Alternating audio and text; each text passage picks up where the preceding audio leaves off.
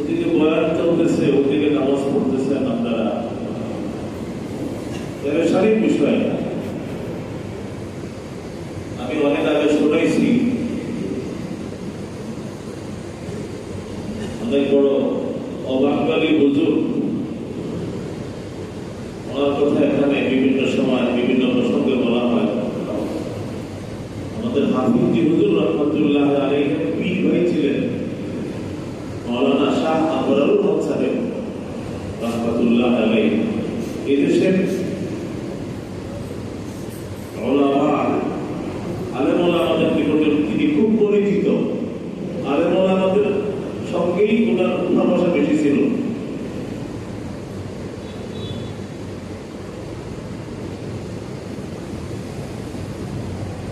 স্বর্ণ তো স্বর্ণকারী চিনে না কামারে চিনে? স্বর্ণকে চিনে কদরে গুল, কদরে গুল শাহ বদরানত ইয়া বদরানত শাহপুরি, কদরে গাওহার শাহ বদরানত ইয়া বদরানত জওহারি। মণিমুক্তার মূল্য স্বর্ণকারের কাছে আছে আর না হয় বাদশার কাছে আছে। ফুলের মূল্য রাজকন্যার কাছে আছে। আমরা ওখানে দেখেছি এখন গুলশান আজাদ মসজিদে, গুলশান মসজিদের যিনি খতিব মাওলানা মাহমুদুল হাসান সাহেব মাদ্দাজিল্লাহ বলে, আমি ওনারও মুরব্বী ছিলেন। গুলশান মসজিদে একবার ওনাকে দাওয়াত করা হইল। তারপরে তিনি বয়ানের জন্য বসলেন।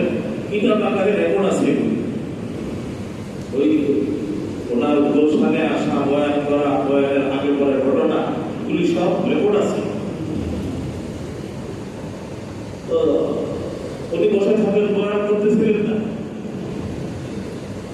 তো কেউ হয়তো বলছেন যে হযরত বয়ান শুরু कीजिए, কিন্তু উর্দু ভাষী ছিলেন, বয়ান শুরু করেন। তো তিনি মনে করলেন যে আমাকে বয়ান করার জন্য বলতেছ, আমি তো আশপাশে দেখতেছি